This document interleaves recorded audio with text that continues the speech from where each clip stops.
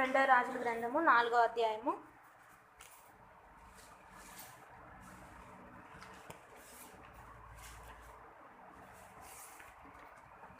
8 నుండి కొన్ని వచనాలు మార్చి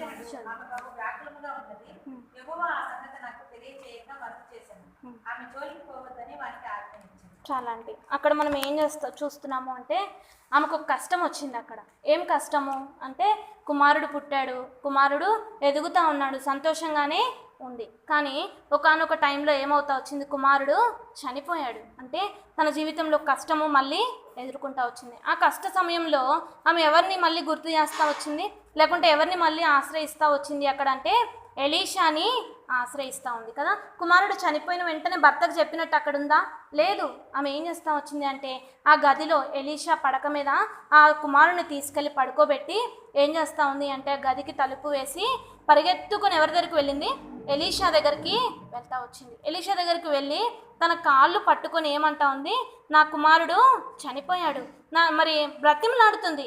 గహాజీ నువ్వు నెట్టివేస్తూ ఉన్నాడు, వెళ్ళిపో అన్న వెళ్ళిపోయింది, అక్కడి నుంచి వెళ్ళిపోలా. కానీ ఎలీషా ఏం చేస్తా వచ్చాడు, తన పరిస్థితిని గుర్తెరుగుతూ వచ్చాడు. ప్రభువు ముందుగానే ఎలీషాతోటి అక్కడ ముందుగానే మాట్లాడతాడు కదా. మనం ఆ అధ్యాయం అంతా చదివితే మనకు అర్థమవుతుంది. అప్పుడు ఎలీషా ఏం చేస్తాడు అంటే, సరే నువ్వు వెళ్ళు అంటే వెళ్తుంది ఆమె. వెళ్ళదు. నీకు ఒక కర్ర ఇస్తాను, ఆ కర్రను తీసుకెళ్ళి నీ కుమారుడి మీద చూపు, నీ కుమారుడు బ్రతుకుతాడు అంటే వెళ్తుంది ఆమె. వెళ్ళదు. ఎందుకు వెళ్ళదు అంటే ఆమెలో పట్టుదల ఉంది. ఏమని పట్టుదల ఉంది అంటే నేను ఆశ్రయిస్తుంది ఎవరిని, మనుషులని కాదు. ఎలీషా ఎవరికి సాదృశ్యం ఇక్కడ అంటే యేసు ప్రభు వారికి సాదృశ్యం. ఇప్పుడు ఆమెకు కష్టం వచ్చింది. ఆ కష్టంని ఎవరికి చెప్పుకుంటా ఉంది అంటే తన భర్తకి చెప్పలే.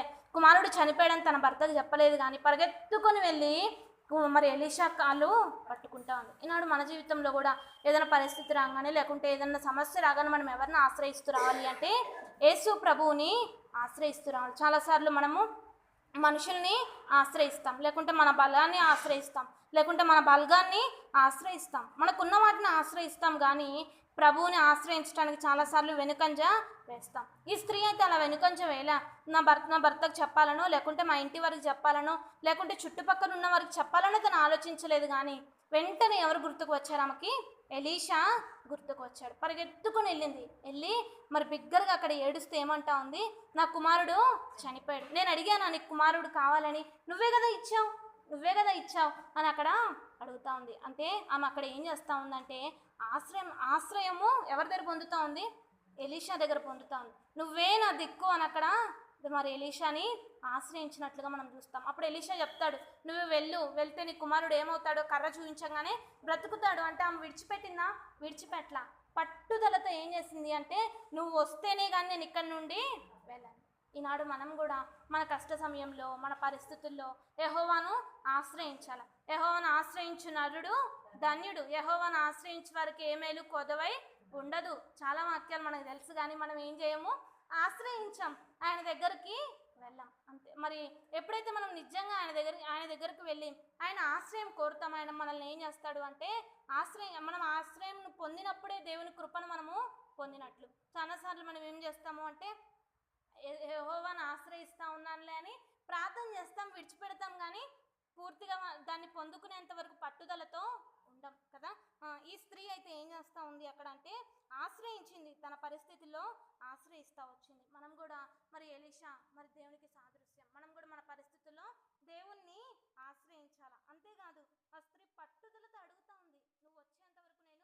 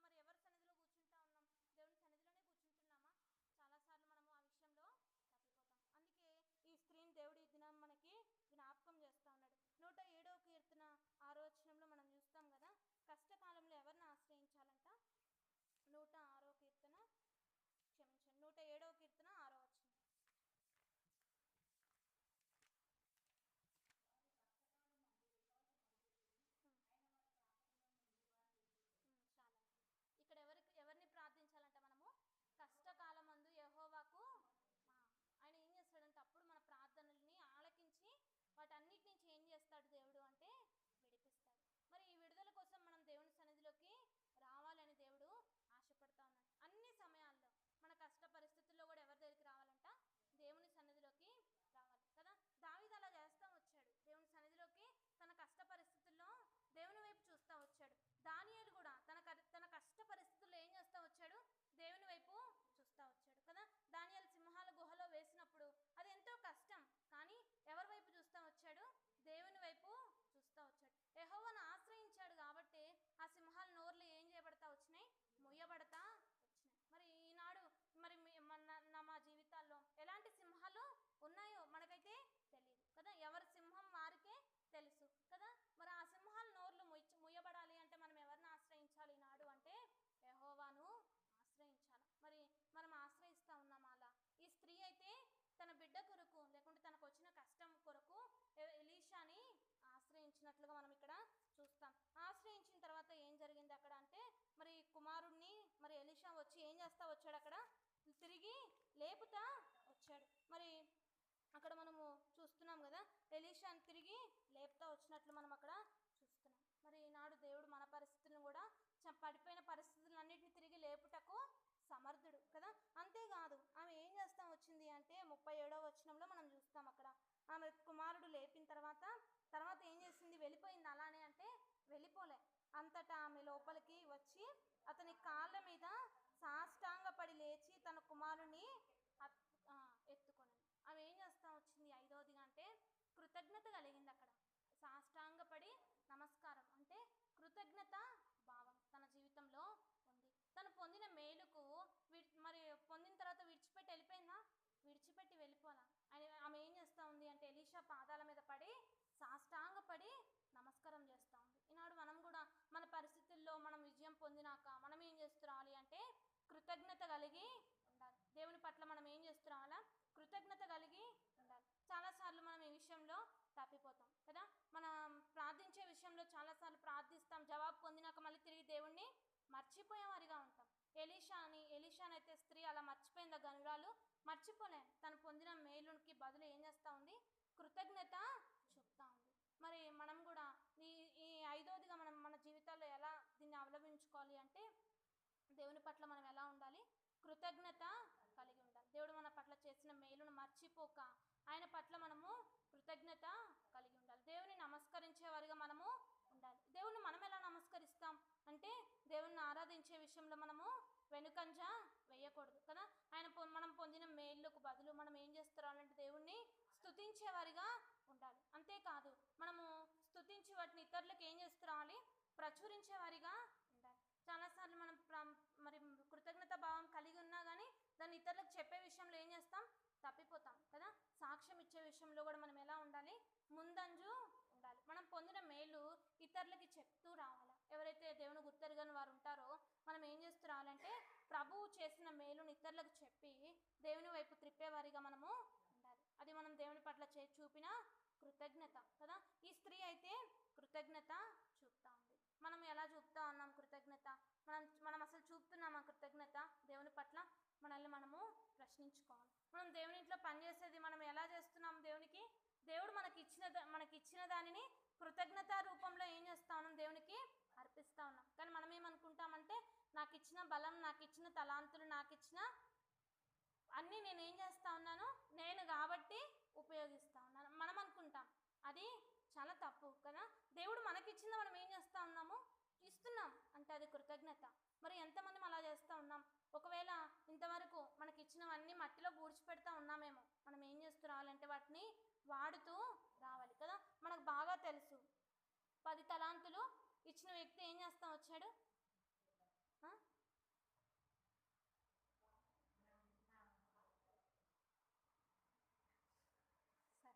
కదా. యజమానుడు దూరదేశం వెళ్ళేటప్పుడు ఒక్కొక్కరికి ఏం చేస్తా వచ్చాడు? కొన్ని తలాంతులు ఇస్తూ వచ్చాడు. అయితే అందరూ వాటిని వాడలా. వాటిని ఏం చేస్తూ వచ్చారు? భూమిలో దాచిపెడుతూ వచ్చినారు. కొంతమంది దేవుని పట్ల కృతజ్ఞత కలిగి ఉన్నారు. మరి మనమే జాబితాలో ఉన్నాం? మనమే గుంపులో ఉన్నాం? దేవుడు మనకి ఇచ్చినవి మట్టిలో దాచిపెడతా ఉన్నామా? లేకుంటే దేవుని కొరకు అరిగిపోయేటట్టు వాడుతూ ఉన్నామా కదా. మనం ఎంత వాడినా అరిగిపోతామా? అరిగిపోం. అసలు అంత దాకా మనం రాలే. 1% కూడా చేయలేదు ఇంకా దేవునికి మనం కదా. ఎంతోమంది భక్తులు ఏం చేస్తూ వచ్చారు, అరిగిపోయారు కదా. సోదరుడు భక్సింగ్ గారు ఏమైపోతా వచ్చాడు, అరిగిపోతూ వచ్చాడు దేవుని సన్నిధిలో. ఆయనకున్నవన్నీ ఏం చేస్తూ వచ్చాడు, దేవుని సన్నిధిలో కోల్పోతూ వచ్చాడు. కుటుంబాన్ని కోల్పోయాడు, తన సేవా జీవితంలో ఎంతగానో అరిగిపోయాడు, నలిగిపోయాడు కదా. ఈ దినాల్లో ఎవరు అలా నలిగిపోవడం లేదులే, కానీ ఆ దినాల్లో దైవజనులు అయితే ఏం చేస్తూ వచ్చారు, నలిగిపోతూ వచ్చారు. వారికి వచ్చిన ప్రతి దాంట్లో వారికి ఇచ్చిన ప్రతి దానిలో ఏం చెప్తా వచ్చారు, దేవునికి కృతజ్ఞత చెప్తా వచ్చారు. దేవుని నమస్కరించే విషయంలో ఎప్పుడు వెనుకంజ వేయలేదు కదా. దేవుని సేవించే విషయంలో వారు ఎంతో శ్రద్ధతో సేవిస్తూ వచ్చారు. ఈనాడు ఈ స్త్రీ మనకు అదే జ్ఞాపకం చేస్తూ ఉంది. మనం కూడా ఎలా ఉండాలి అంటే కృతజ్ఞత పూర్వకంగా దేవుని సన్నిధిలో నిలబడేవారిగా ఉండాలి.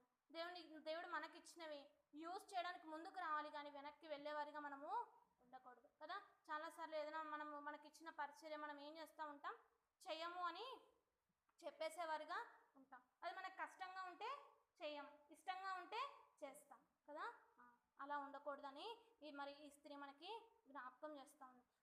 మరి ఆ దైవజనుడికి ఆతిథ్యం ఇవ్వడం అంటే ఎంతో కష్టమే, కానీ ఆమె ఏం చేస్తూ వచ్చింది, శ్రద్ధ వహించి చేస్తూ వచ్చింది. ఈనాడు మనం కూడా దేవుని ఇంట్లో ఏదైనా సరే మనం ఏం చేస్తూ రావాలంటే కృతజ్ఞతాపూర్వకంగా, ఇష్టపూర్వకంగా దేవుని సన్నిధిలో మనము వాడేవారిగా ఉండాలి. దేవుని సన్నిధిలో పని చేసేవారిగా మనము ఉంటూ రావాలని ఈ స్త్రీ మనకి జ్ఞాపకం చేస్తూ ఉంది. అందుకే ఈ స్త్రీ ఘనురాలు అని ఎంచబడతా వచ్చింది. అందుకే ఈ లక్షణాలన్నీ తన జీవితంలో ఉన్నాయి. దేవుని కొరకు ఎక్కడ కూడా వెనుకంజ వేయలేదు, కాబట్టి ఈ స్త్రీ ఘనురాలని ఎంచబడతా వచ్చింది. అంతేకాదు, మరి కృతజ్ఞత చూపించి వెళ్ళిపోయిందా అంటే వెళ్ళిపోలే. ఏం చేస్తా వచ్చింది అంటే, మనం చాలాసార్లు అనుకుంటాం కదా, లోకంలో కూడా అంటారు కదా, ఈరోజు మేలు చేస్తే రేపు అదే మేలు మనకి ఏం చేయబడుతుంది అంటే తిరిగి వస్తుంది అని అంటారు కదా. నిజమే, ఈ స్త్రీ జీవితంలో అది జరిగింది. ఎలా అని మనం ఆలోచిస్తే, మరి ముందు అధ్యాయాలన్నీ మనం చదువుకుంటూ వెళ్తే కృతజ్ఞతాపూర్వకంగా నమస్కారం చేసింది. తర్వాత మరి ఆ దేశానికి నష్టం వస్తుంది అని ఏం చేస్తాడు, మరి ఆ ఎలీషా, మీరు ఇక్కడ నుండి వేరే దేశానికి వెళ్ళండి, ఇక్కడ క్షేమకాలం వస్తుంది, మీరు కొద్ది రోజులు ఇక్కడ నుండి వెళ్ళండి అని చెప్తాడనమాట. చూడండి, 2 రాజుల గ్రంథము 8వ అధ్యాయంలో మనం ఆ మాటను చూస్తాం. 8వ అధ్యాయము 1వ వచనం.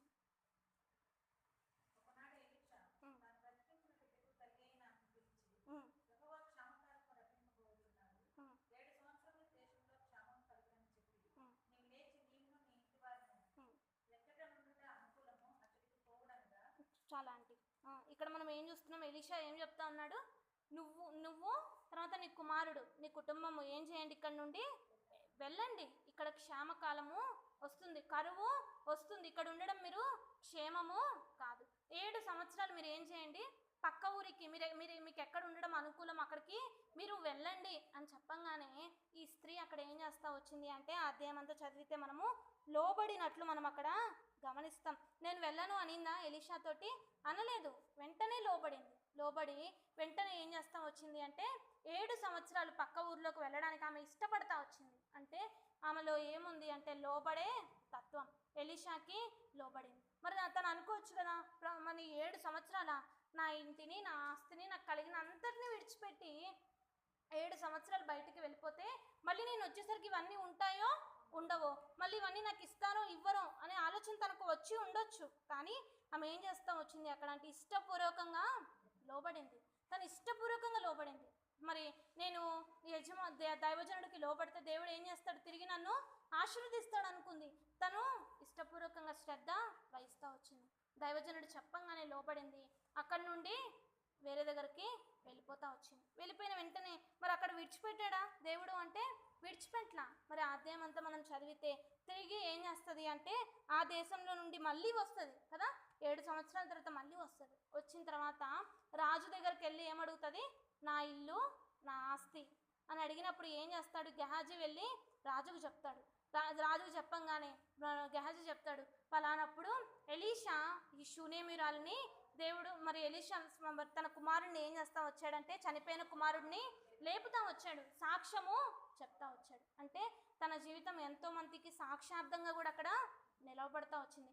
రాజుకి తన గతంలో జరిగినదంతా ఏం చేస్తా ఉన్నాడు, గెహాజీ అక్కడ సాక్ష్యము చెప్తా ఉన్నాడు. మరి పలానా 7 సంవత్సరాల క్రితము ఇలా జరిగింది రాజు, మరి ఇక్కడ నుండి మరి ఎలీషాని ఏం చేయమన్నాడు అంటే వాళ్ళని అక్కడికి వెళ్ళిపోమన్నాడు. మరి ఇప్పుడు వచ్చారు, వారి ఆస్తి వారి ఇల్లు అడుగుతా ఉన్నారు అంటే వెంటనే ఏం చేస్తా వచ్చాడు రాజు, తిరిగి వాటిని ఇచ్చేసాడు. సరే వెళ్ళి వాళ్ళకి అప్పగించి ఉండండి అని చెప్తా వచ్చాడు. ఇక్కడ మనం ఏం గమనిస్తాము అంటే ఆమె ఆనాడు ఎలీషాకి ఏం చేస్తా వచ్చింది, తన కొరకు గదిని సిద్ధపరిచి ఆతిథ్యం చేసింది, అంటే మేలు చేసింది, తనకు కలిగిన దాంట్లో మేలు చేసింది. దేవుడు మేలును మర్చిపోయాడా?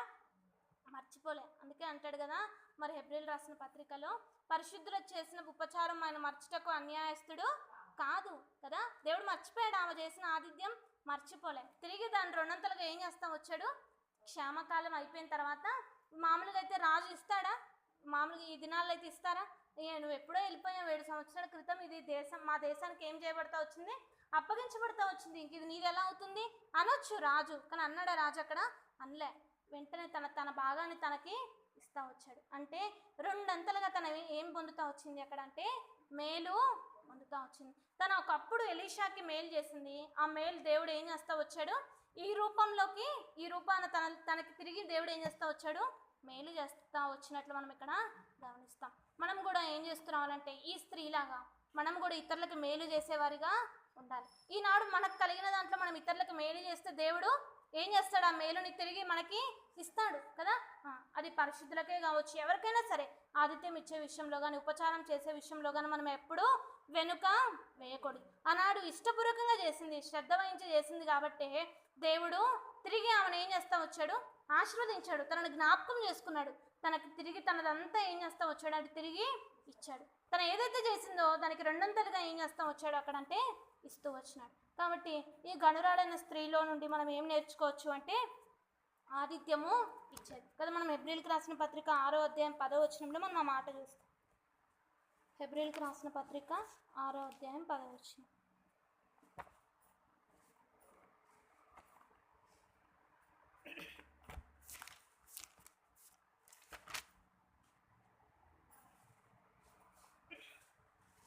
మీరు చేసిన కార్యమును మీరు పరిశుద్ధులకు ఉపచారం చేసి ఇంకనూ ఉపచారం చేయుచుండుట చేత తన నామమును బట్టి చూపిన ప్రేమను మరచుటకు దేవుడు అన్యాయస్తుడు కాదు కదా. దేవుడు అన్యాయస్తుడు కాదు. కాబట్టి ఈ వాగ్దానము ఆ స్త్రీ జీవితంలో దేవుడు ఏం చేస్తూ వచ్చాడు, రుజువు చేస్తూ వచ్చాడు. మరి తను చూపిన ప్రతి ప్రేమకు తిరిగి దేవుడు 2 తనని ఆశీర్వదిస్తూ వచ్చాడు. కాబట్టి ఈ దినాన మనం ఈ స్త్రీ దగ్గర నుండి మరి దాదాపు 6 విషయాలు నేర్చుకుంటూ వచ్చాం. మరి 6 విషయాలు మన జీవితంలో ఆచరించాలని దేవుడు ఆశపడతా ఉన్నాడు. ఈ స్త్రీ అన్నీ చేసింది కాబట్టి తన జీవితము మనకి ఆదర్శవంతంగా నిలవబడతా వచ్చింది, గనురాలుగా ఎంచబడతా వచ్చింది. మన జీవితంలో కూడా ఈ లక్షణాలు మన జీవితంలో ఎప్పుడైతే ఉంటాయో దేవుడు మనల్ని కూడా ఎలా ఎంచుతాడంట, గనులుగా ఎంచుతాడు. తన దృష్టిలో ఘనమైన వారిగా దేవుడు ఎంచేవాడిగా ఉన్నాడు. మొదటిగా ఆమె ఏం చేస్తూ వచ్చిందని చూసాం, ఆతిథ్యము చేసింది. రెండోదిగా ఆమె ఏం చేస్తూ వచ్చింది, శ్రద్ధతో కూడిన భక్తి చేస్తూ వచ్చింది. మూడోదిగా ఏం చేస్తూ వచ్చిందని చూసాం, విశ్వాసంతో బ్రతికింది. మనం కూడా మన విశ్వాస జీవితంలో విశ్వాసంతో బ్రతకాలి. ఇతరుల మీద ఆధారపడడం కాదు, కానీ విశ్వాసంతో దేవుని వైపు చూస్తూ రావాలని మనము నేర్చుకుంటూ వచ్చాం. అంతేకాదు ఇంకేం చేస్తూ వచ్చింది, కష్టకాలంలో యెహోవాని ఆశ్రయించింది. మనం కూడా మన కష్టకాలంలో మన పరిస్థితుల్లో దేవుణ్ణి ఆశ్రయించేవారిగా ఉండాలి. దేవుణ్ణి మాత్రమే మన దృష్టిలో ఉంచుకోవాలి, కానీ ఇతరులను మనం ఏం చేయకూడదు, దేవుళ్ళిగా లేకుంటే విగ్రహాలుగా చేసుకోకూడదు కదా. చాలాసార్లు మనం ఇతరులను విగ్రహాలుగా చేసుకుంటాం, దేవుణ్ణి ఆశ్రయించాం. ఈ విషయంలో దేవుడు మనల్ని హెచ్చరిస్తూ ఉన్నాడు, జ్ఞాపకం చేస్తూ ఉన్నాడు. ఇంకేం చేస్తూ వచ్చింది ఆమె అంటే పట్టుదలతో నిలవబడతా వచ్చింది, వచ్చేంత వరకు పోనని చెప్పింది. అంతేకాదు ఇంకా రాజుని మరి తన ఎలీషా చెప్పగానే ఏం చేస్తూ వచ్చింది, అక్కడ లోబడింది. అంటే వెనుదిరగల, నేను చెయ్యను అనలే, లేకుంటే నేను ఇక్కడ నుండి వెళ్ళను అనలే. మనం కూడా దేవుని సన్నిధిలోకి వచ్చేటప్పుడు లోబడే మనసుతో రావాలి కదా. మనకు లోతు భార్య బాగా పరిచయం. లోతు భార్య ఏం చేస్తూ వచ్చింది, లోబడిందా? లోబడిలా. ఏం చేయబడతా వచ్చింది, చివరిగా ఉప్పు స్తంభముగా, అంటే సారం లేని జీవితం, ఎవరికి సారవంతంగా లేదు, ఆమె ఎవరికి ఉపయోగపడిన స్త్రీగా లేదు. మన జీవితాలు ఎలా ఉన్నాయి, ఉపయోగపడేవారిగా ఉన్నామా, లేకుంటే మనలో ఉన్నది నిస్సారంగా ఉందా? ఒక్కసారి మనల్ని మనము ప్రశ్నించుకోవాలా. ఈ స్త్రీ అయితే నిస్సారంగా నిలవబడతా వచ్చింది కదా, ఉప్పు స్తంభము అయిపోతా వచ్చింది. దానికి కారణం ఆమె ఎవరికి లోబడలేదు, ఎవరికి లోబడలే కదా, దేవునికి లోబడలే, భర్తకి లోబడలేదు. అందుకే ఆమె ఏం చేయబడతా వచ్చిందంటే ఉప్పు స్తంభం. ఈనాడు మనం కూడా దేవునికి లోబడకపోతే మన పరిస్థితి కూడా అదే కదా. మనలో నుండి మనం కూడా ఎవరికి ఉపయోగపడం. ఎప్పుడైతే మనము నిజంగా దేవునికి లోబడతామో ఈ దేవునికి మనం ఉపయోగపడేవారిగా ఉంటాం, ఇతరులకు కూడా మనం ఎలా ఉంటామో ఉపయోగపడేవారిగా ఉంటాం. కాబట్టి అంతేకాదు, ఈ స్త్రీ ఏం చేస్తా వచ్చింది, దేవుడు తను చేసిన మేలను దేవుడు రెండంతలుగా ఏం చేస్తా వచ్చాడు, తిరిగి తనకి సమకూరుస్తూ వచ్చాడు కదా. రాజుల హృదయాన్ని కూడా ఏం చేస్తూ వచ్చాడు, కదిలింపజేస్తూ వచ్చాడు. ఈనాడు మనం ఎలా ఉన్నాం, రాజుల హృదయాలు మన ద్వారా కదిలించబడతా ఉన్నాయా, కదిలించబడడం లే కదా. కాబట్టి ఈ స్త్రీలాగా మనము ఉండాలని దేవుడు ఆశపడుతున్నారు. కాబట్టి ఈ గనురాలైన స్త్రీ ఏ రీతిగా అయితే తన జీవితాన్ని సంపూర్తిగా దేవునికి ఇష్టంగా జీవిస్తూ వచ్చిందో మనం కూడా దేవుని సన్నిధిలో గనులుగా ఎంచబడాలని. ఈ షూనేమీయురాలు కదా, ఆ పట్టణం చిన్నదే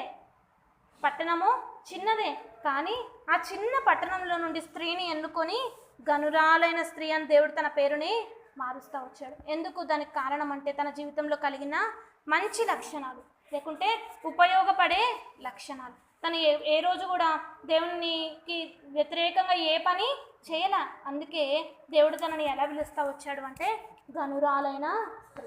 మరి ఈనాడు మనల్ని కూడా గనులుగా ఎంచబడాలి అంటే, దేవుడు వచ్చినాడు మనం కూడా లేపబడాలి అంటే ఈ గుణ లక్షణాలు మన జీవితంలో కలిగి ఉండాలి. యేసు ప్రభు అనే రాజుకి మనం సంపూర్ణంగా లోబడాలి, శ్రద్ధతో భక్తి చేయాలి. శ్రద్ధతో కూడిన భక్తి మన జీవితంలో ఉండాలని దేవుడు ఆశపడుతున్నాడు. అంతేకాదు, దేవుడు అతిథిగా వచ్చి వెళ్ళిపోయేవాడిగా కాదు, కానీ మన ఇంటిలో లేకుంటే మన హృదయంలో నివసించేవాడిగా మన హృదయాలు మలుచుకోవాలి కదా.